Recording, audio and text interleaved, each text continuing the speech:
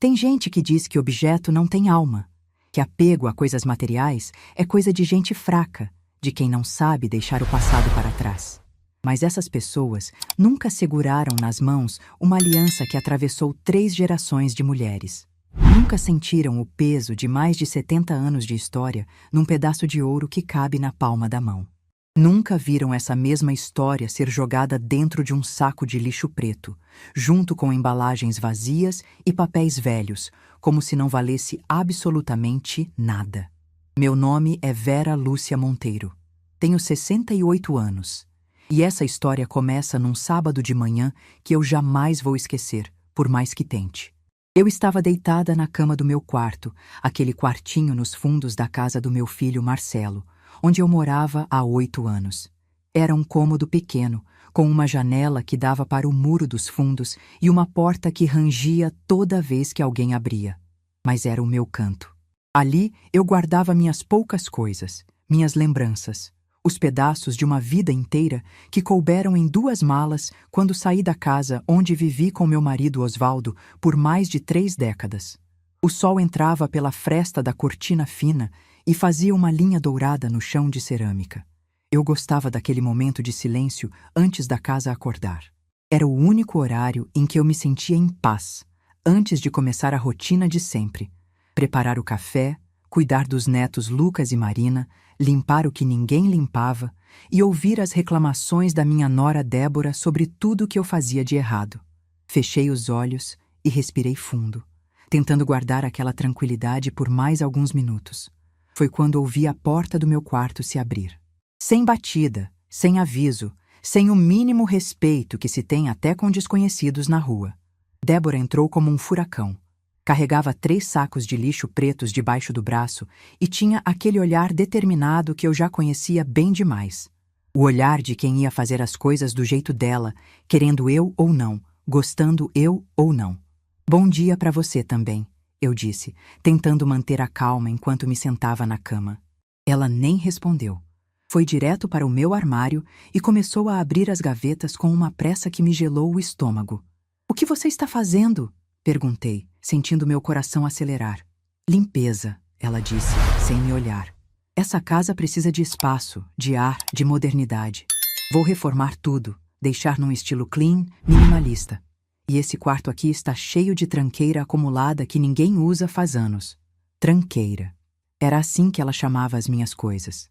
Os porta-retratos com fotos do meu casamento, onde Osvaldo aparecia jovem e sorridente ao meu lado. Os lenços bordados à mão que minha mãe me deu quando completei 15 anos.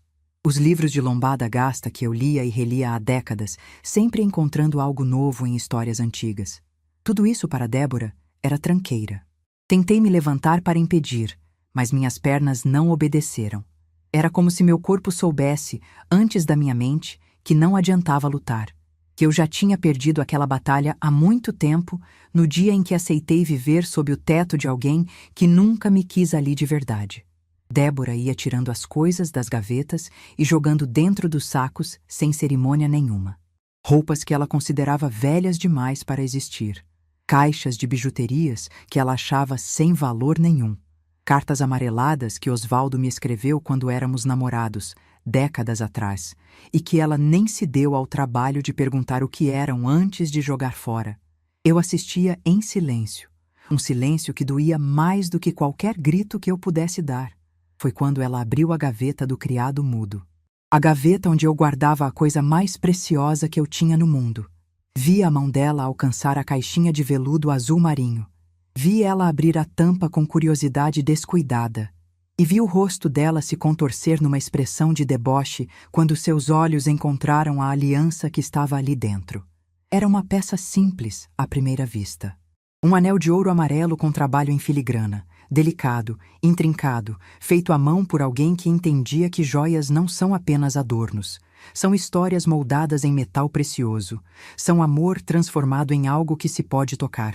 Aquela aliança nasceu em 1952, muito antes de eu existir. Meu avô Joaquim, um marceneiro de mãos calejadas pelo trabalho duro e coração enorme que transbordava bondade, economizou durante 3 anos para encomendá-la. Ele separava moeda por moeda, guardava cada centavo que sobrava, recusava pequenos prazeres para si mesmo.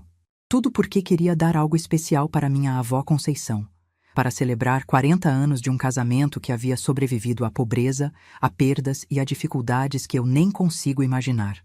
Na época, havia um joalheiro português na cidade de Sorocaba, chamado Antônio Ferreira da Silva. Ele tinha vindo de Lisboa, fugindo da miséria que assolava Portugal no pós-guerra.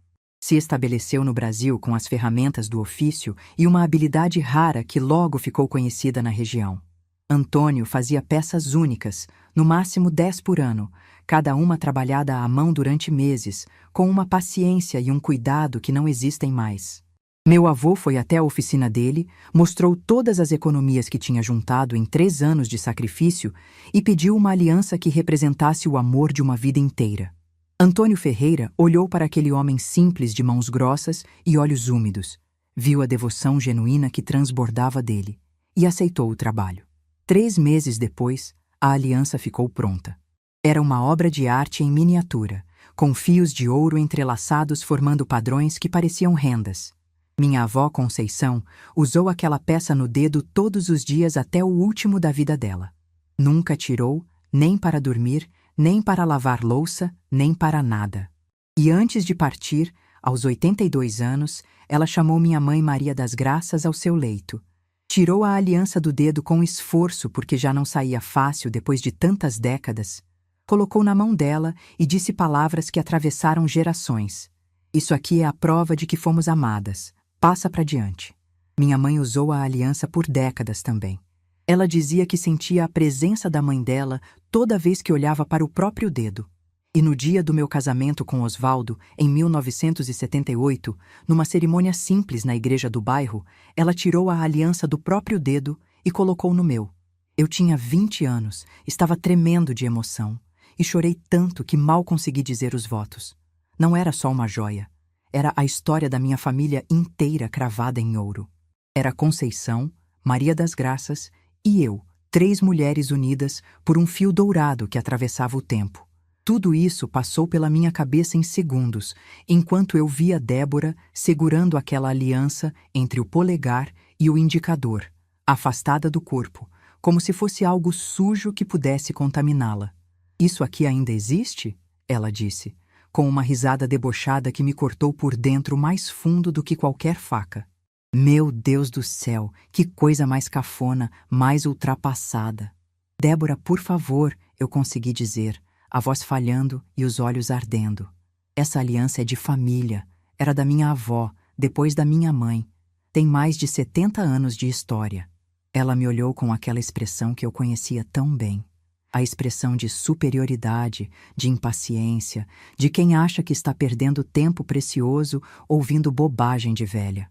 "Dona Vera, pelo amor de Deus, a senhora precisa se desapegar dessas coisas. Isso aqui é velharia pura. Nem ouro de verdade deve ser mais. Olha essa cor toda desbotada, sem brilho. Aliança de 70 e tantos anos atrás? Ninguém guarda isso. Isso é lixo, lixo." E então ela fez. O gesto que mudou tudo. O gesto que eu vou carregar na memória até o último dia da minha vida, que vai me visitar em sonhos e pesadelos, que marcou o antes e o depois da minha história. Ela jogou a aliança dentro do saco de lixo preto. Vi aquele arco dourado atravessar o ar em câmera lenta e desaparecer entre papéis amassados, embalagens de plástico e restos de uma vida que ela considerava sem valor. Ouvi o som abafado do metal batendo no fundo do saco. Um som pequeno que ecoou dentro de mim como um trovão, e senti algo se partir no meu peito, em 1000 pedaços que eu não sabia se algum dia conseguiria juntar de novo. Quis gritar, quis me levantar e avançar. Quis arrancar aquele saco das mãos dela e recuperar o que era meu por direito, por história, por amor, por tudo que realmente importa na vida. Mas meu corpo não obedeceu. Era como se décadas de silêncio, de engolir desaforo, de aceitar humilhação calada, tivessem finalmente me paralisado por completo. Débora amarrou o saco de lixo com um nó firme e me olhou com aquele sorriso de quem acabou de vencer uma batalha que a outra pessoa nem sabia que estava travando. "Pronto", ela disse, ajeitando o cabelo. "Agora sim, Esse quarto vai ficar apresentável, vai dar para receber gente aqui. Depois a senhora me agradece por ter tomado essa iniciativa. Ela saiu do quarto carregando os sacos. Ouvi os passos dela pelo corredor, o barulho da porta da área de serviço se abrindo com um rangido, e o som dos sacos sendo jogados no chão junto aos outros que já esperavam a coleta de segunda-feira. Fiquei sentada na cama, olhando para o espaço vazio no criado mudo onde a caixinha de veludo azul marinho costumava ficar. Minha respiração estava pesada, irregular. Minhas mãos tremiam no colo. E uma pergunta martelava na minha cabeça sem parar. Como eu deixei isso acontecer? Como eu deixei minha vida chegar nesse ponto? O resto do sábado passou num borrão de dor contida. Preparei o almoço como sempre, no piloto automático. Servi a mesa como sempre, em silêncio. Comi no meu canto enquanto Débora falava animada sobre os planos de reforma, sobre as cores modernas que ia escolher, sobre como a casa finalmente ia ficar com cara de gente. Marcelo concordava com tudo que ela dizia, como sempre fazia. Os netos nem perceberam que a avó mal tocou na comida, que a avó estava se desfazendo por dentro. À noite, deitei na cama e fiquei olhando para o teto, incapaz de dormir. O quarto parecia mais vazio do que nunca, mais frio, mais estranho. Não era só a aliança que tinha ido embora. Era como se uma parte essencial de mim tivesse sido jogada naquele saco de lixo junto com ela. A segunda-feira amanheceu cinzenta, carregada de nuvens baixas. Acordei às 5 da manhã com o barulho do caminhão de lixo entrando na rua. Fiquei deitada no escuro, os olhos abertos, ouvindo. Os passos pesados dos coletores no portão. O arrastar dos sacos pelo chão de cimento. O barulho surdo deles sendo jogados na caçamba do caminhão. E então o motor acelerou e o caminhão foi embora, levando com ele papéis velhos, embalagens vazias e uma aliança de 1952 que carregava a história de 3 gerações de mulheres que amaram e foram amadas. Chorei em silêncio, o rosto enfiado no travesseiro para ninguém ouvir. Chorei por Conceição. Chorei por Maria das Graças. Chorei por Osvaldo. Chorei por mim mesma, pela mulher que eu tinha me tornado, pela vida que eu estava vivendo sem viver. Depois, sequei as lágrimas, lavei o rosto com água fria e fui preparar o café da manhã. Porque era isso que se esperava de mim. Era isso que eu sempre fazia. Engolir a dor, esconder os sentimentos e seguir em frente fingindo que nada tinha acontecido. Se eu soubesse o que aconteceria uma semana depois, talvez tivesse agido diferente naquele sábado. Talvez tivesse enfrentado Débora, gritado, recuperado a aliança a qualquer custo. Mas eu não sabia. Ninguém sabe o que o futuro guarda. A maior virada da minha história estava prestes a bater na minha porta. Literalmente. 1 semana. 7 dias. 168 horas, carregando um vazio no peito que parecia crescer a cada respiração. Era assim que eu me sentia, desde que o caminhão de lixo levou embora a aliança da minha avó, da minha mãe, a minha herança de 3 gerações de mulheres que amaram e foram amadas. Durante aquela semana, eu funcionei no automático.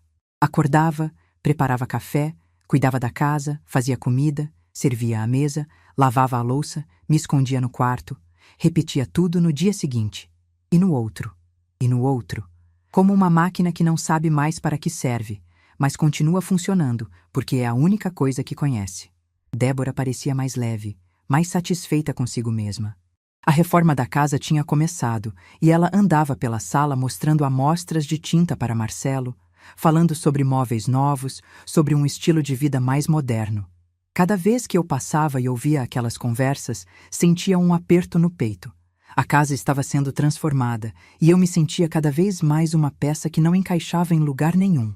Lucas e Marina, meus netos de 10 e 7 anos, às vezes vinham me procurar no quarto para brincar.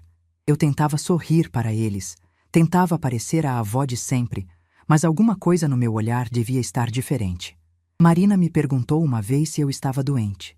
Disse que não, que estava apenas cansada. Ela me abraçou apertado, encostou a cabecinha no meu ombro e disse que me amava. Foi o único momento de calor humano que eu senti naquela semana inteira. O sábado seguinte amanheceu diferente. O sol entrava forte pela janela e havia um silêncio incomum na casa. Débora tinha levado as crianças para um passeio no shopping e Marcelo estava trabalhando no escritório que ele improvisou na garagem. Eu estava sozinha na sala, folheando uma revista velha sem prestar atenção em nada, quando a campainha tocou. Estranhei. Não esperávamos visita. Levantei devagar, com aquela preguiça que toma conta do corpo quando a alma está pesada, e fui até a porta. Do outro lado, havia um senhor que eu nunca tinha visto.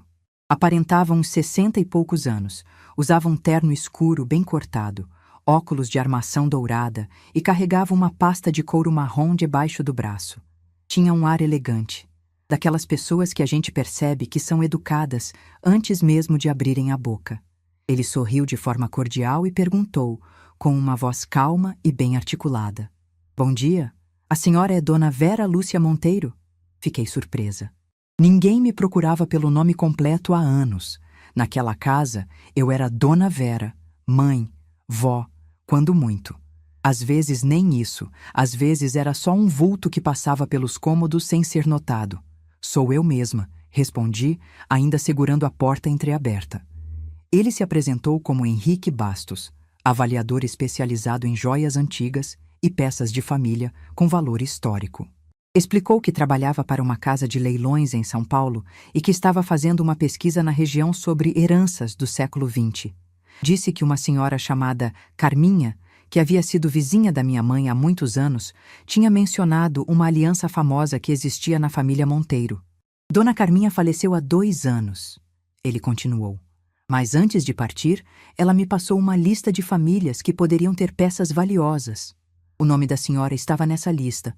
Perdoe a visita sem aviso, mas estou na região apenas hoje e não queria perder a oportunidade." Meu coração disparou. Dona Carminha, eu me lembrava dela. Uma senhora pequenininha que morava na casa ao lado da minha mãe e que adorava tomar café com ela nas tardes de domingo. Elas passavam horas conversando sobre os velhos tempos, sobre as famílias do bairro, sobre joias e casamentos e histórias de antigamente. Convidei seu Henrique para entrar. Ofereci café, que ele aceitou com educação. Sentamos na sala e ele abriu a pasta, tirando de dentro um caderno de anotações e uma lupa profissional que parecia equipamento de cientista. Foi nesse momento que ouvi o barulho do carro de Débora entrando na garagem. Minutos depois, ela apareceu na sala com as crianças, sacolas de compras nos braços, e parou no meio do caminho quando viu o visitante. "Quem é o senhor?" ela perguntou, com aquele tom de desconfiança que usava com qualquer pessoa que não conhecia. Seu Henrique se levantou, se apresentou novamente, explicou o motivo da visita. E eu vi acontecer algo que nunca tinha visto antes. Os olhos de Débora brilharam de um jeito diferente. Um brilho que eu conhecia bem. O brilho de quem fareja dinheiro. Ela largou as sacolas no chão, mandou as crianças irem brincar no quarto e sentou no sofá ao lado do avaliador com um sorriso que eu não via há anos. De repente, ela era toda simpatia, toda cordialidade, oferecendo mais café, perguntando sobre o trabalho dele, sobre as peças que ele já tinha avaliado. Seu Henrique, educado como era, respondeu a tudo com paciência. Contou que já tinha encontrado verdadeiros tesouros escondidos em casas simples pelo interior de São Paulo. Relógios de bolso que valiam fortunas. Broches que pertenceram a famílias nobres portuguesas. E alianças, muitas alianças, que carregavam histórias e valores que os donos nem imaginavam. "Alianças?" Débora perguntou, inclinando o corpo para a frente. "Que tipo de alianças?" Seu Henrique explicou que alianças antigas, especialmente as feitas por joalheiros artesanais do início e meados do século XX, eram extremamente valorizadas no mercado de colecionadores. Algumas chegavam a valer centenas de milhares de reais, dependendo da procedência, do artesão e do estado de conservação. Senti meu estômago afundar. Olhei para Débora e vi que ela tinha empalidecido levemente, mas ainda mantinha o sorriso forçado no rosto. "E essa aliança da família Monteiro?" ela perguntou, tentando parecer casual. "O senhor sabe alguma coisa sobre ela?" Seu Henrique abriu o caderno de anotações e leu em voz alta. Segundo Dona Carminha, a aliança foi encomendada em 1952 por Joaquim Monteiro, um marceneiro de Sorocaba, para sua esposa Conceição. A peça foi feita por Antônio Ferreira da Silva, um joalheiro português que trabalhou no Brasil entre 1940 e 1960. Ele fez uma pausa e olhou para mim por cima dos óculos. A senhora confirma essa informação, dona Vera? Eu confirmei. Contei toda a história com a voz embargada, mas firme. Falei do meu avô Joaquim, das economias de 3 anos, da encomenda especial. Falei de Antônio Ferreira da Silva, das peças únicas que ele fazia, do trabalho em filigrana que era sua marca registrada. Falei da minha avó Conceição, de como ela usou a aliança até o último dia. Falei da minha mãe, de como ela me passou no dia do casamento. Falei de tudo, porque aquela história era a única coisa que ninguém podia me tirar. Seu Henrique ouvia com atenção, fazendo anotações, assentindo com a cabeça. Quando terminei, ele ajustou os óculos e disse, com uma seriedade que fez o ar da sala ficar mais pesado: Dona Vera, se essa aliança for realmente uma peça original de Antônio Ferreira da Silva, a senhora precisa saber de uma coisa muito importante. Ele fez uma pausa que pareceu durar uma eternidade. As obras de Antônio Ferreira são raríssimas. Ele produziu menos de 200 peças em toda a carreira e a maioria se perdeu ao longo das décadas. As que sobreviveram são disputadas por colecionadores do mundo inteiro. Em leilões internacionais, uma aliança em bom estado de conservação pode alcançar valores entre 400 mil e R$500 mil. Algumas já ultrapassaram 700 mil, dependendo da história documentada. O silêncio que se seguiu foi o mais pesado que eu já vivi. Olhei para Débora. O rosto dela tinha perdido toda a cor. Os lábios tremiam levemente. As mãos, que segundos antes gesticulavam com animação, agora estavam paralisadas no colo. Eu podia ver a mente dela trabalhando, fazendo as contas, chegando à conclusão inevitável. Seu Henrique continuou, sem perceber a tensão. A senhora poderia me mostrar a peça? Gostaria muito de examinar pessoalmente. Se for autêntica, posso providenciar uma avaliação formal e, caso tenha interesse, intermediar a venda para colecionadores sérios. Respirei fundo. Olhei para Débora, que agora me encarava com os olhos arregalados, a boca entreaberta, esperando minha resposta como quem espera uma sentença. E eu disse, com uma calma que me surpreendeu: Seu Henrique, eu agradeço muito a visita e todas essas informações, mas infelizmente a aliança não está mais comigo. Ele franziu a testa confuso. Como assim? A senhora vendeu? Não, eu respondi sustentando o olhar. A aliança foi jogada no lixo, semana passada. O avaliador arregalou os olhos, genuinamente chocado. Jogada no lixo? Uma peça de Antônio Ferreira? Como isso aconteceu? Antes que eu pudesse responder, Débora se levantou do sofá como se tivesse levado um choque elétrico. O rosto estava transtornado, as mãos tremiam descontroladas, a voz saiu esganiçada quando ela gritou: O lixo! Meu Deus, o lixo! Ela saiu correndo da sala em direção à área de serviço, tropeçando nos próprios pés, esbarrando nos móveis. Ouvi o barulho da porta se abrindo com violência, o som de sacos sendo revirados, de coisas caindo no chão. Seu Henrique me olhou sem entender. O que está acontecendo? Eu permaneci sentada, imóvel, e disse em voz alta o suficiente para que Débora ouvisse do outro cômodo: O caminhão de lixo passou segunda-feira, seu Henrique. Há 6 dias. Um grito abafado veio da área de serviço. Depois, silêncio. Débora voltou para a sala minutos depois. Estava descabelada, com os olhos vermelhos, a respiração ofegante. Tinha sujeira nas mãos de tanto revirar os sacos que ainda restavam ali, procurando algo que há muito tempo já estava num aterro sanitário em algum lugar. Ela me olhou com uma expressão que misturava desespero, raiva e incredulidade, como se eu fosse a culpada. Como se eu tivesse feito aquilo de propósito para destruí-la. Por que você não disse que valia alguma coisa? Ela perguntou, a voz tremendo. Por que você deixou eu jogar fora? Por que você não me impediu? Seu Henrique, percebendo que havia entrado no meio de algo muito maior do que uma simples avaliação de joia, começou a guardar suas coisas na pasta. Pediu desculpas pelo incômodo, disse que sentia muito pela perda e deixou seu cartão na mesa caso a aliança fosse encontrada por algum milagre. Acompanhei-o até a porta em silêncio. Antes de sair, ele segurou minha mão com delicadeza e disse baixinho: Dona Vera, eu sinto muito. Não apenas pela aliança, mas por tudo que a senhora claramente está passando nessa casa. A senhora merece mais do que isso.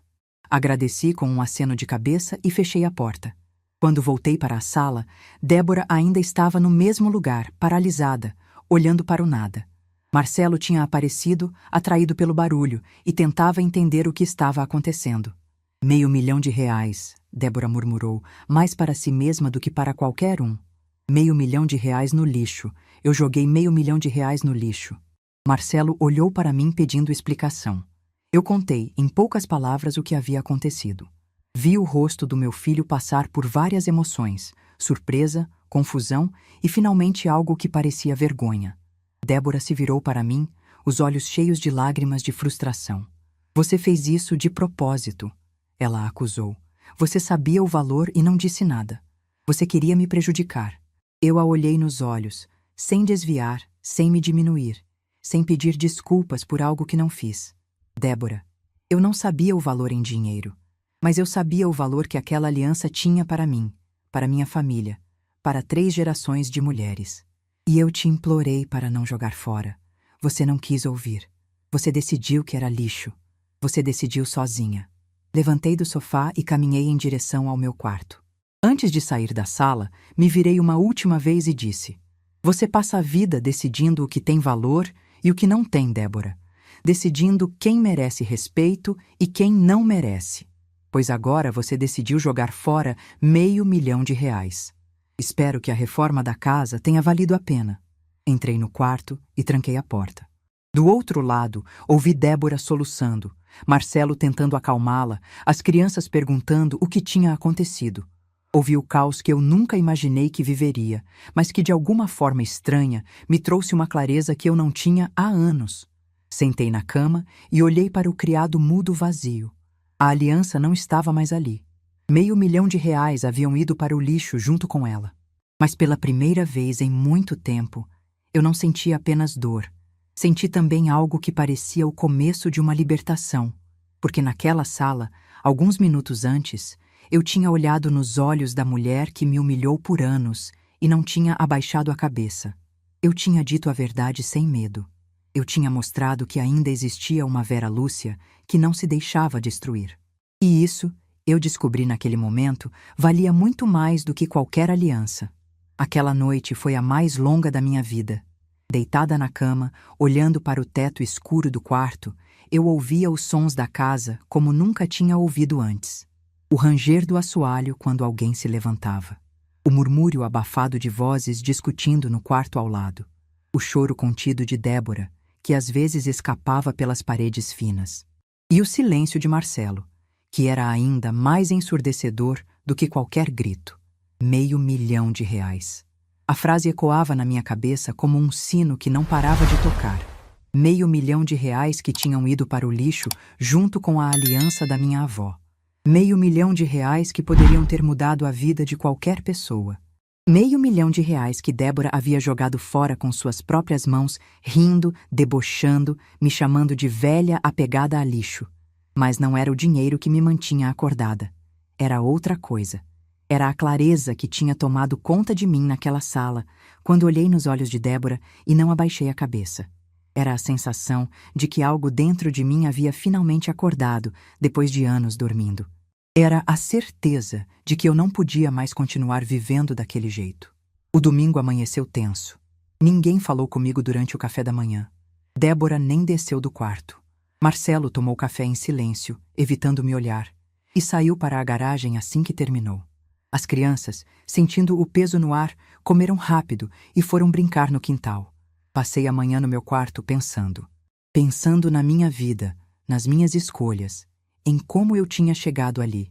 E foi nesse momento que uma memória veio com força total, uma memória que eu tinha empurrado para o fundo da mente por anos, mas que agora exigia ser lembrada. 8 anos antes, quando Osvaldo partiu e me deixou sozinha naquela casa cheia de lembranças, Marcelo apareceu com uma proposta. Ele tinha acabado de se casar com Débora. Estavam morando num apartamento apertado e queriam comprar uma casa maior. O problema era que não tinham dinheiro suficiente para a entrada.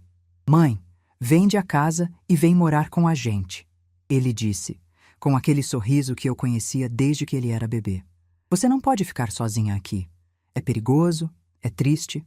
Com a gente você vai ter companhia, vai poder ajudar com os netos quando vierem, vai ser bom para todo mundo.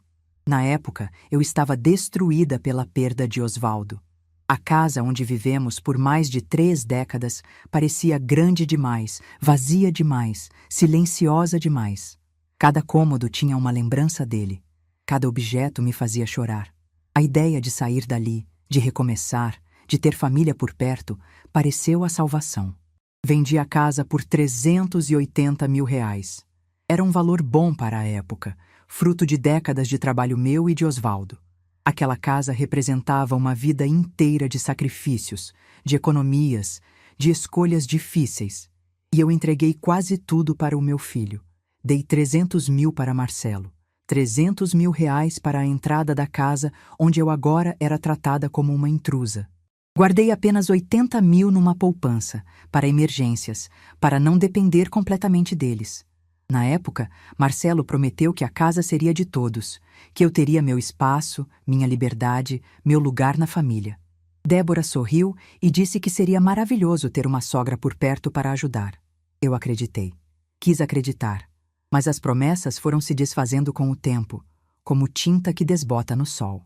O quarto, que seria meu cantinho especial, virou o menor da casa, nos fundos, longe de tudo. A liberdade que me prometeram virou uma lista de obrigações domésticas que só crescia.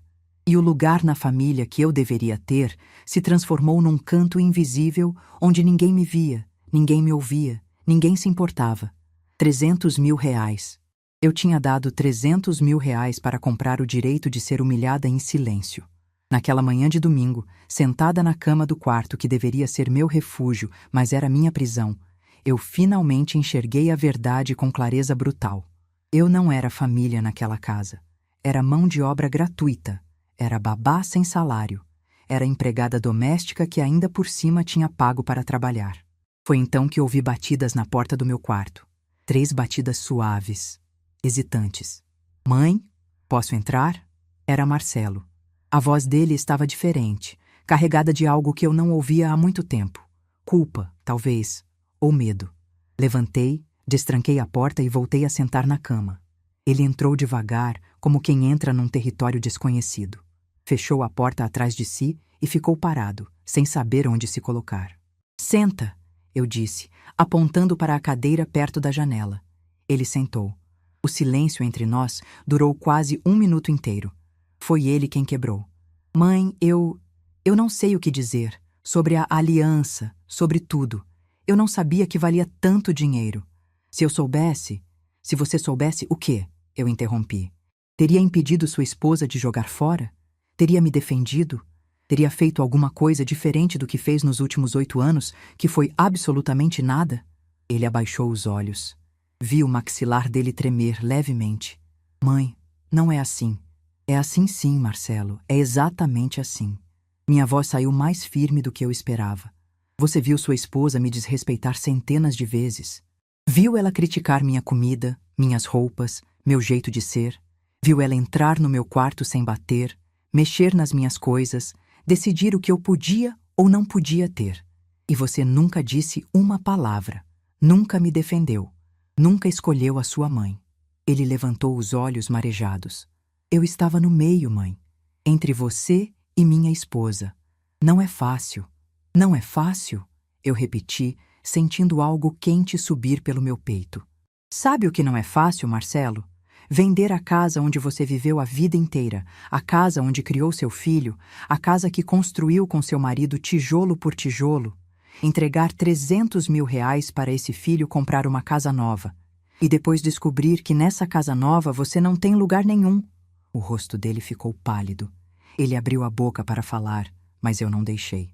Você sabe quanto eu dei para vocês comprarem essa casa? 300 mil reais. Todo o dinheiro que eu e seu pai juntamos em mais de 30 anos de casamento. Eu dei para você porque acreditei nas suas promessas, porque achei que ia ter um lar, uma família, um lugar onde envelhecer com dignidade. E o que eu ganhei em troca? Um quarto nos fundos, Uma lista de tarefas domésticas e uma nora que joga minhas coisas no lixo achando que tem esse direito.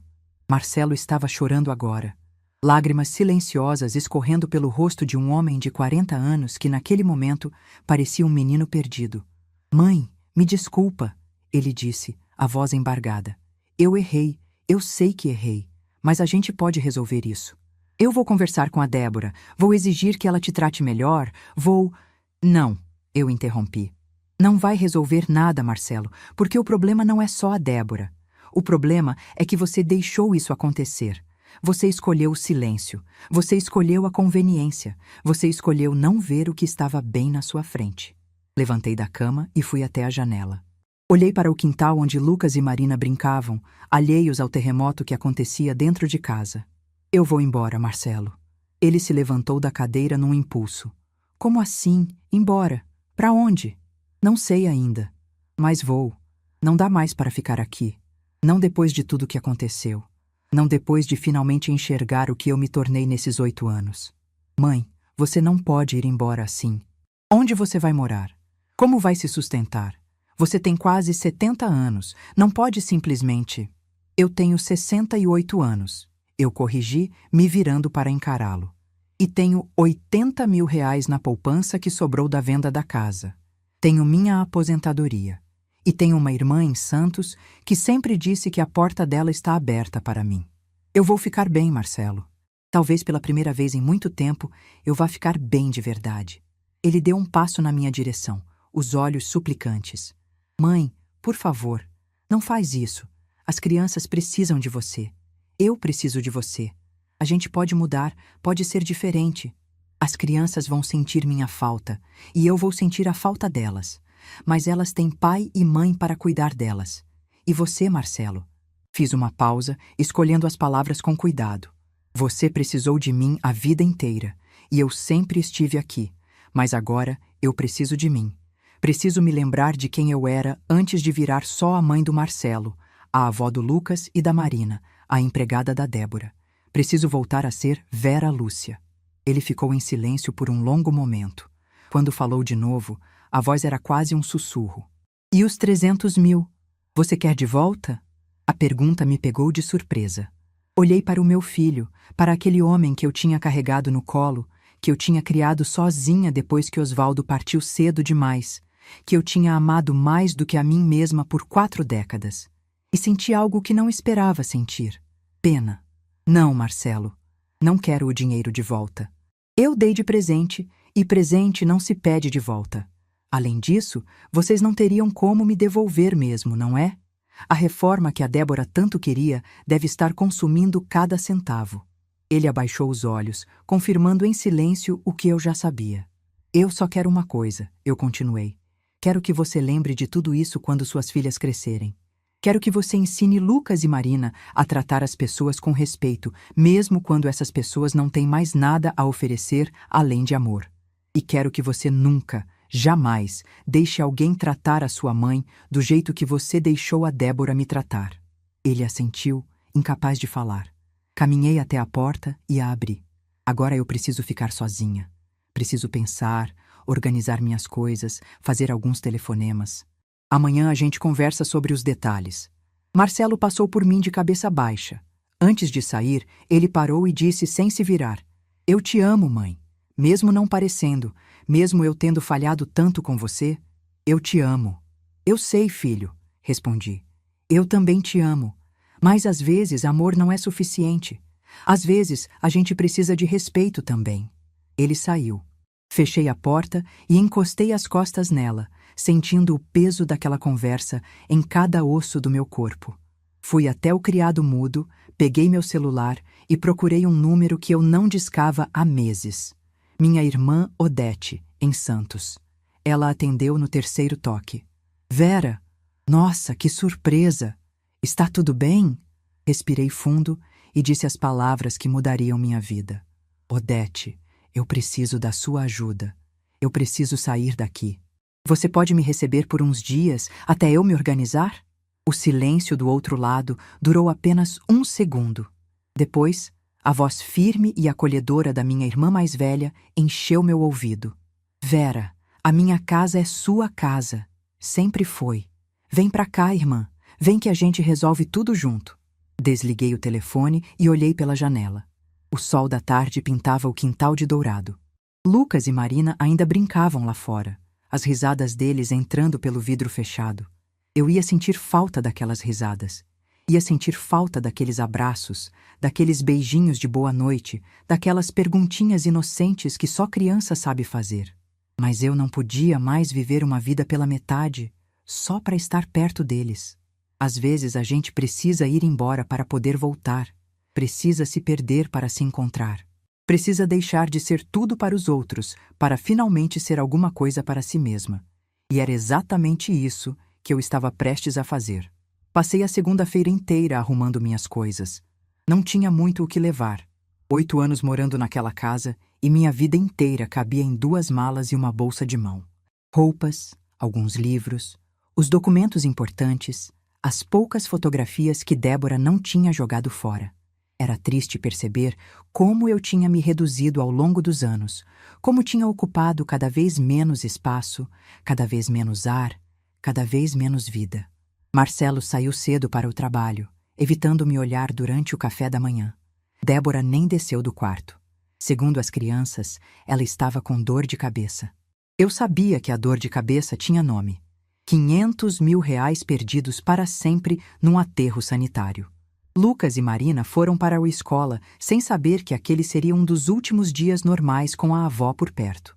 Eu os abracei um pouco mais forte na porta, respirei o cheiro de shampoo infantil nos cabelos deles e segurei as lágrimas que insistiam em querer cair. Enquanto arrumava as malas, minha mente viajava pelas memórias daquela casa. Os aniversários das crianças que eu ajudei a organizar. As noites em que Lucas teve febre e eu fiquei acordada cuidando dele.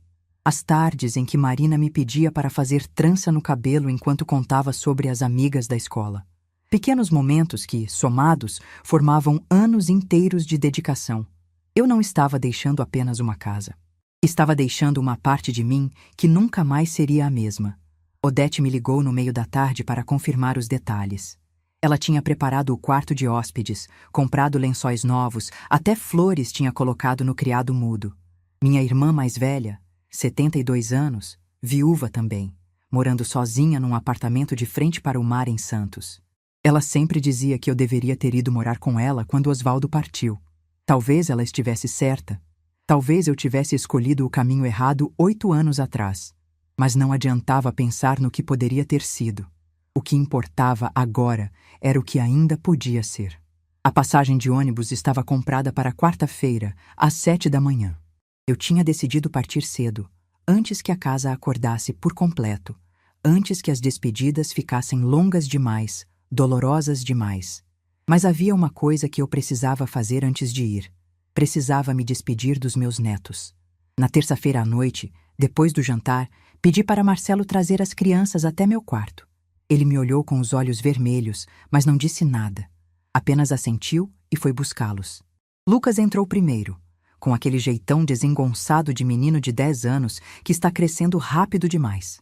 Marina veio logo atrás, segurando o ursinho de pelúcia que eu tinha dado para ela no aniversário de 5 anos. Marcelo ficou parado na porta, sem saber se entrava ou não. "Entra, filho", eu disse. "Você também precisa ouvir isso." Ele entrou e fechou a porta. Os 4 ficamos ali, no meu quartinho nos fundos, cercados pelas malas que contavam sem palavras o que estava prestes a acontecer. "Vovó vai viajar?"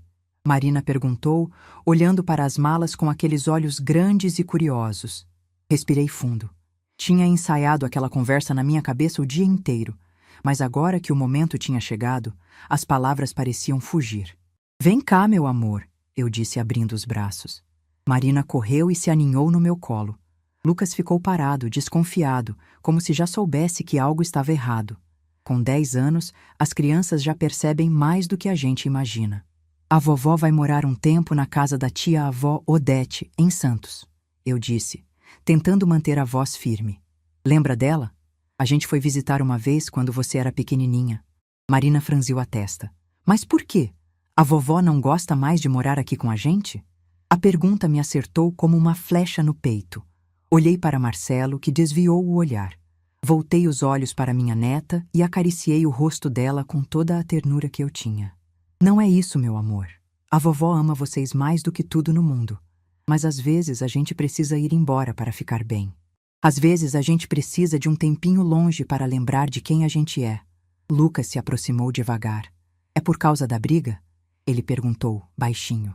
Eu ouvi a mamãe gritando no sábado e vi ela chorando no quarto. É por isso que a senhora vai embora? Crianças. Elas veem tudo, ouvem tudo, entendem mais do que a gente pensa. As pessoas adultas às vezes têm problemas complicados, Lucas, eu disse, puxando ele para perto também. Não é culpa de ninguém. Não é culpa sua, nem da Marina, nem do papai. É só que, às vezes as coisas não funcionam do jeito que a gente queria, e a gente precisa fazer mudanças. Mas a senhora vai voltar, né? Marina perguntou, os olhos já marejados. Promete que vai voltar? Senti minha garganta fechar. Como prometer algo assim? Como dizer que sim quando eu nem sabia o que o futuro guardava? A vovó promete que vocês vão sempre estar no meu coração, eu disse, beijando a testa dela. E promete que a gente vai se falar sempre. Vocês podem me ligar, mandar mensagem, fazer videochamada, e nas férias, se o papai deixar, vocês podem ir me visitar em Santos. Tem praia lá, sabia? A gente pode fazer castelo de areia juntos. Marina abriu um sorriso pequeno entre as lágrimas. Castelo de areia de verdade? De verdade. O maior castelo de areia que vocês já viram. Lucas permaneceu sério. Ele era mais parecido comigo. Guardava as emoções por dentro, processava tudo em silêncio. Mas quando me abraçou, abraçou forte, e eu senti o corpo dele tremer levemente. Eu vou sentir sua falta, vó. Ele sussurrou no meu ouvido. A senhora é a única que me escuta de verdade. Aquelas palavras me quebraram por dentro. Segurei o choro com todas as forças que tinha e abracei meus 2 netos como se fosse a última vez. E talvez fosse. Talvez não. Só o tempo diria. Marcelo assistiu a cena inteira, encostado na parede, as lágrimas escorrendo em silêncio pelo rosto. Quando as crianças finalmente se soltaram de mim, ele se aproximou. Crianças, deem boa noite para a vovó. Amanhã cedo ela vai viajar e vocês têm escola. Mas eu quero ficar com a vovó, Marina protestou, se agarrando em mim. Eu sei, meu amor, eu disse, gentilmente afastando ela. Mas a vovó precisa descansar para a viagem. E você precisa dormir para crescer forte e bonita. A gente se fala amanhã, está bem? Eu prometo que ligo assim que chegar em Santos. Marcelo levou as crianças para o quarto delas. Eu fiquei sozinha, sentada na cama, olhando para as malas prontas e sentindo o peso daquela despedida em cada célula do meu corpo. Meia hora depois, ouvi batidas na porta. Batidas fortes, impacientes. Eu já sabia quem era antes mesmo de abrir. Débora entrou sem esperar convite. O rosto estava inchado de tanto chorar, mas os olhos tinham uma dureza que eu conhecia bem. Ela fechou a porta atrás de si e ficou me encarando em silêncio por alguns segundos. Então é verdade, ela disse finalmente. Você vai embora mesmo. Vou, respondi, sem me levantar da cama. Amanhã cedo. Ela cruzou os braços. E você acha que pode simplesmente ir, depois de tudo o que aconteceu? Você acha que pode destruir minha vida e sair andando como se nada tivesse acontecido? Eu quase ri. Quase. Destruir sua vida, Débora? Eu destruí sua vida? 500 mil reais, ela gritou, a voz subindo uma oitava.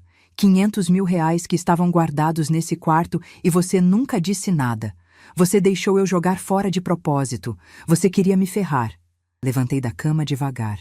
Senti uma calma estranha tomar conta de mim. Aquela calma que vem quando a gente finalmente para de ter medo. Débora, eu vou te dizer uma coisa, e você vai ouvir até o fim. Depois, eu nunca mais vou tocar nesse assunto. Ela abriu a boca para interromper, mas eu levantei a mão. Eu não sabia o valor em dinheiro daquela aliança. Eu sabia o valor sentimental. Sabia que era uma peça de família, que tinha história, que era importante para mim. E eu te implorei para não jogar fora. Você lembra disso? Você lembra de eu pedindo, por favor, para você não jogar? Ela desviou o olhar. Você não quis ouvir, continuei. Você riu de mim. Chamou a aliança de lixo, chamou de cafona e jogou dentro do saco sem pensar 2 vezes. A escolha foi sua, Débora, não minha. Mas você podia ter dito... Eu disse. Minha voz subiu pela primeira vez. Eu disse que era de família Disse que tinha mais de 70 anos de história. E você respondeu que era velharia, que ninguém guarda isso, que era lixo. Foram suas palavras, não minhas. Ela ficou em silêncio, o rosto vermelho. Agora você quer me culpar, porque a sua ganância se voltou contra você. Eu continuei. Quer me transformar na vilã dessa história para não ter que olhar no espelho e encarar a verdade. Mas a verdade é simples, Débora. Você jogou fora porque não respeitava nada que fosse meu. Porque para você, eu não tinha valor nenhum. E se minhas coisas não tinham valor, por que uma aliança velha teria? Ela engoliu em seco. Vi os olhos dela se encherem de lágrimas novamente, mas dessa vez não pareciam lágrimas de tristeza. Pareciam lágrimas de raiva. Você vai se arrepender de ir embora, ela disse, a voz tremendo. Quando perceber que está sozinha, que ninguém se importa com você, que suas economias estão acabando, você vai querer voltar. E aí não sei se vai ter lugar para você aqui. Eu sorri. Um sorriso triste, cansado, mas genuíno. Débora, eu já estou sozinha há 8 anos. Sozinha no meio de uma família que não me enxerga. Numa casa que eu ajudei a pagar, mas onde nunca tive lugar. Se vou estar sozinha de verdade, pelo menos vai ser com dignidade. Pelo menos vai ser por escolha minha. Caminhei até a porta e a abri. Agora, por favor, saia do meu quarto. Eu preciso descansar. A viagem amanhã é longa. Ela me olhou com uma mistura de ódio e algo mais que eu não consegui identificar. Talvez admiração relutante. Talvez inveja. Talvez apenas surpresa de ver uma velha mansa finalmente mostrar as garras. Saiu sem dizer mais nada. Fechei a porta e encostei a testa na madeira fria. Estava feito. Todas as conversas difíceis, todas as despedidas, todos os confrontos. Agora só restava partir. Fui até a escrivaninha e peguei uma folha de papel. Tinha uma última coisa a fazer. Um bilhete para deixar na mesa da cozinha, para que todos lessem quando acordassem e eu já estivesse longe. Escrevi devagar, escolhendo cada palavra com cuidado. Para minha família, quando vocês lerem isso, eu já estarei a caminho de Santos. Não se preocupem comigo, eu vou ficar bem. Marcelo, você é meu filho e eu te amo, mas amor sem respeito é apenas costume. Espero que você aprenda a diferença antes que seja tarde demais. Lucas e Marina, a vovó ama vocês até a lua e de volta. Cuidem um do outro. E lembrem sempre, o valor das pessoas não está no que elas têm, mas em como elas tratam os outros. Débora, você queria que eu fosse embora. Agora estou indo. Talvez um dia você entenda que certas coisas que parecem lixo são, na verdade, as mais valiosas de todas. E quando você perceber isso, talvez já seja tarde demais para recuperar. Não me procurem. Quando eu estiver pronta, eu entro em contato. Com amor e dignidade, Vera Lúcia Monteiro. Dobrei o papel, coloquei dentro do envelope e escrevi para a família, do lado de fora. Amanhã, quando o sol nascesse, eu estaria num ônibus rumo a uma nova vida. Uma vida que eu não sabia como seria, mas que pelo menos seria minha. E isso, depois de tanto tempo sendo de todo mundo menos de mim mesma, já era mais do que suficiente. O ônibus partiu às 7 da manhã de uma quarta-feira cinzenta. Eu sentei na janela, com a bolsa no colo e o coração apertado, e vi a cidade onde vivi os últimos 8 anos ir ficando para trás. As ruas que eu conhecia de cor, o mercado onde fazia compras, a praça onde levava as crianças para brincar, tudo foi se transformando em borrões pelo vidro embaçado até desaparecer completamente. Não olhei para trás, não chorei. Apenas respirei fundo e deixei a estrada me levar. A viagem durou pouco mais de 4 horas. 4 horas em que eu fiquei em silêncio, olhando a paisagem mudar, pensando em tudo que tinha acontecido nas últimas 2 semanas. A aliança jogada no lixo. A revelação do valor. O confronto com Marcelo, a despedida das crianças, o bilhete na mesa da cozinha. Em algum momento durante a viagem, peguei o celular e vi 3 chamadas perdidas de Marcelo e uma mensagem de texto. Mãe, por favor, liga para mim, preciso falar com você. Não respondi. Não estava pronta ainda. Talvez nunca estivesse completamente pronta, mas naquele momento eu precisava de silêncio. Precisava de espaço. Precisava me encontrar antes de encontrar qualquer outra pessoa. Quando o ônibus entrou em Santos, vi o mar pela primeira vez em anos.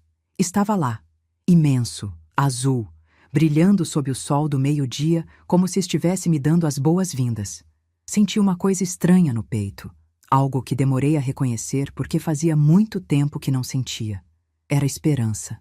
Odete estava me esperando na rodoviária. Minha irmã mais velha, 72 anos, cabelos brancos presos num coque, vestido florido e aquele sorriso que eu conhecia desde a infância. Quando me viu descendo do ônibus com minhas 2 malas, ela abriu os braços e eu corri para eles como se fosse uma menina de novo. Ficamos abraçadas por um longo tempo, ali no meio da rodoviária, sem dizer nada. Não precisava. Algumas coisas não cabem em palavras. O apartamento dela ficava a 3 quadras da praia. Era pequeno, simples, mas tinha uma varanda de onde se via o mar. Quando entrei no quarto que ela tinha preparado para mim, com lençóis novos, flores no criado mudo e uma janela que deixava entrar a brisa salgada, senti meus olhos arderem. "É seu pelo tempo que precisar", Odete disse, colocando a mão no meu ombro. "Essa casa sempre foi sua também, Vera. Eu só estava esperando você perceber isso." Naquela primeira noite em Santos, depois que Odete foi dormir, eu fui até a varanda e fiquei olhando o mar no escuro. As ondas batiam na areia com um ritmo constante, quase hipnótico. O som era diferente de tudo que eu conhecia, tão diferente do silêncio pesado daquela casa onde passei 8 anos me sentindo invisível. Pensei na aliança da minha avó, perdida para sempre num aterro sanitário. Pensei nos 500 mil reais que Débora jogou fora com as próprias mãos. Pensei em todas as coisas que eu também tinha jogado fora ao longo dos anos. Minha voz, minha opinião, minha dignidade, meu direito de existir como pessoa e não apenas como função. E percebi algo que me fez chorar pela primeira vez desde que saí de casa. A aliança não tinha ido embora por acaso. Ela tinha cumprido seu papel. Durante 74 anos, ela passou de mão em mão, lembrando cada mulher da nossa família que nós éramos amadas. Minha avó Conceição usou até o fim. Minha mãe Maria das Graças usou até me passar. E eu guardei por décadas, olhando para ela nos momentos difíceis, lembrando de quem eu era. Mas talvez a aliança precisasse ir embora para eu finalmente entender a mensagem que ela carregava. Isso aqui é a prova de que fomos amadas. Passa para diante. Minha avó não estava falando só da joia. Estava falando do amor próprio, da dignidade, do valor que existe dentro de cada uma de nós, com ou sem ouro, com ou sem dinheiro, com ou sem aprovação dos outros. Eu tinha passado 8 anos esperando que Débora me valorizasse, esperando que Marcelo me defendesse, esperando que alguém, qualquer pessoa, enxergasse meu valor e me tratasse de acordo. Mas o valor não vem de fora. Nunca veio. O valor está aqui dentro, e só eu posso reconhecê-lo. A aliança foi o preço da minha libertação. E mesmo que tivesse valido 10 milhões de reais, ainda assim teria sido um preço justo. Os dias em Santos foram passando devagar, no ritmo das ondas. Eu acordava cedo, tomava café com Odete na varanda e depois caminhávamos juntas pela orla. Minha irmã me apresentou às amigas dela, senhoras da mesma idade que se reuniam para fazer ginástica na praia, jogar baralho no clube da terceira idade, organizar almoços e passeios. No começo, eu ficava calada, observando, sem saber como me encaixar. Mas aos poucos fui soltando a voz que tinha ficado presa por tanto tempo. Comecei a dar opinião, a contar histórias, a rir de verdade.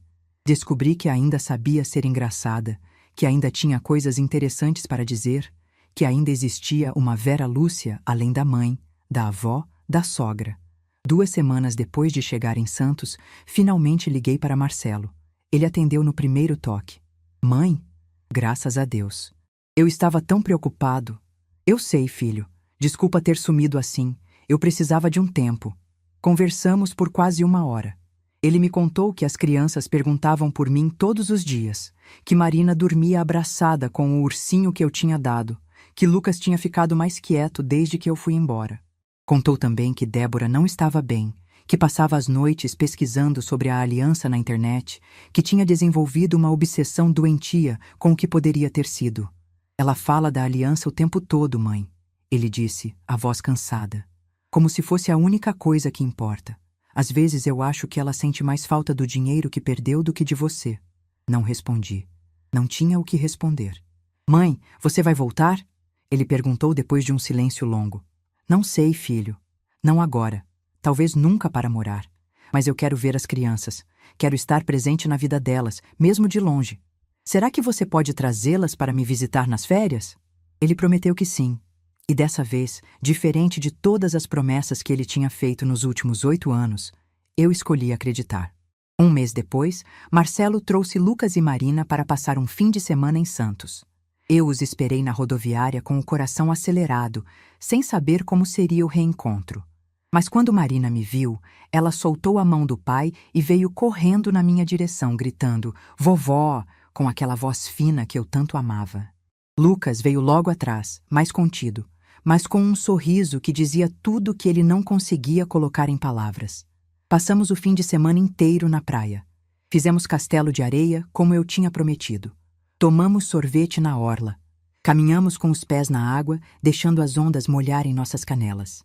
Marina ria tanto que chegava a engasgar, e Lucas, pela primeira vez em muito tempo, parecia uma criança de verdade, não um menino carregando preocupações de adulto. Na última noite, antes de irem embora, Lucas me puxou para um canto e disse baixinho: "Vovó, a senhora está diferente." "Diferente como, meu amor?" "Mais feliz. A senhora sorri mais agora. Antes a senhora quase nunca sorria." Abracei meu neto com força e beijei o topo da cabeça dele. "É porque agora eu lembrei quem eu sou, Lucas. Às vezes a gente esquece, sabe? Fica tanto tempo sendo o que os outros querem que esquece o que a gente quer. Mas eu lembrei, e não vou esquecer de novo." Marcelo foi embora com as crianças no domingo à noite. Antes de entrar no carro, ele me abraçou e sussurrou no meu ouvido: "Me desculpa, mãe, por tudo. Eu devia ter te protegido." "Eu sei, filho", respondi. "Mas agora eu aprendi a me proteger sozinha. E isso talvez seja o melhor presente que essa situação toda podia ter me dado." Hoje, 6 meses depois de ter encontrado minhas coisas sendo jogadas em sacos de lixo, eu estou sentada na varanda do apartamento em Santos, olhando o mar se tingir de laranja com o pôr do sol. Odete está na cozinha preparando o jantar, cantarolando uma música antiga que nossa mãe costumava cantar. O cheiro de comida caseira entra pela porta e se mistura com a brisa salgada.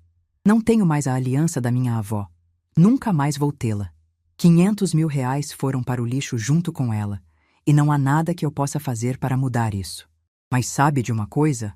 Eu não trocaria a vida que tenho agora por aliança nenhuma, porque eu descobri algo que Débora nunca vai entender, por mais que pesquise na internet, por mais que chore, por mais que se culpe. O valor daquela aliança não estava no ouro, não estava no trabalho artesanal, não estava nos 500 mil reais que um colecionador pagaria por ela. O valor estava na mensagem que ela carregava. Isso aqui é a prova de que fomos amadas. Passa para diante. E essa mensagem eu não perdi. Essa mensagem está aqui comigo, dentro do meu peito, mais forte do que nunca. Eu sou neta de Conceição, filha de Maria das Graças, viúva de Osvaldo. Sou mãe de Marcelo, avó de Lucas e Marina. Sou irmã de Odete. Sou Vera Lúcia Monteiro, uma mulher de 68 anos que finalmente aprendeu que seu valor não depende de ninguém. Débora quis me jogar fora junto com a aliança, mas ela se enganou. Porque diferente do ouro, que pode ser derretido e destruído, a dignidade de uma mulher que finalmente se encontrou não pode ser jogada em lixo nenhum. Às vezes, Marina me liga por vídeo antes de dormir. Ela mostra os desenhos que fez na escola, conta sobre as amigas, pergunta quando vai poder voltar para fazer castelo de areia. Lucas às vezes aparece no fundo, acenando tímido, mas com aquele sorriso que me diz que está tudo bem. Marcelo e eu conversamos toda semana. A relação não é a mesma de antes, e talvez nunca seja, mas é uma relação honesta agora, sem mentiras, sem promessas vazias, sem expectativas que não podem ser cumpridas. Débora nunca mais falou comigo. Segundo Marcelo, ela ainda não superou o que aconteceu.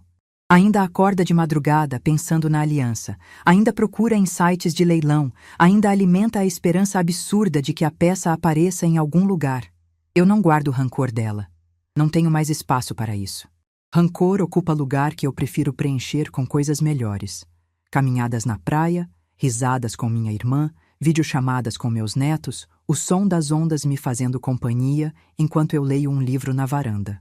Às vezes penso na mulher que eu era antes de tudo isso acontecer. Aquela mulher que acordava às 5 da manhã para fazer café, que limpava a casa inteira sem reclamar, que engolia desaforo em silêncio, achando que isso era amor. Eu sinto compaixão por ela. Queria poder voltar no tempo e dizer: você merece mais, você sempre mereceu. Mas se eu pudesse voltar no tempo, talvez mudasse tudo. Talvez nunca vendesse a casa. Talvez nunca fosse morar com Marcelo. Talvez a aliança ainda estivesse guardada na minha gaveta, junto com uma mulher que nunca descobriu quem realmente era. E isso, no fim das contas, seria a maior perda de todas. A aliança se foi, mas eu me encontrei. E entre uma joia de R$500 mil e uma mulher que finalmente aprendeu a se valorizar, eu escolho a mulher. Todos os dias, sem hesitar. Porque o verdadeiro tesouro nunca esteve naquela caixinha de veludo azul marinho. O verdadeiro tesouro sempre esteve aqui dentro. Eu só precisava de uma nora cruel e uma aliança jogada no lixo para finalmente enxergar isso. Obrigada, Débora. De verdade. Você quis me destruir, mas acabou me libertando. E essa liberdade, diferente da aliança, ninguém nunca vai poder jogar fora. Se essa história tocou seu coração, deixe seu like, se inscreva no canal e comente aqui embaixo. No meu lugar, o que você faria? Sua mensagem pode iluminar o dia de alguém.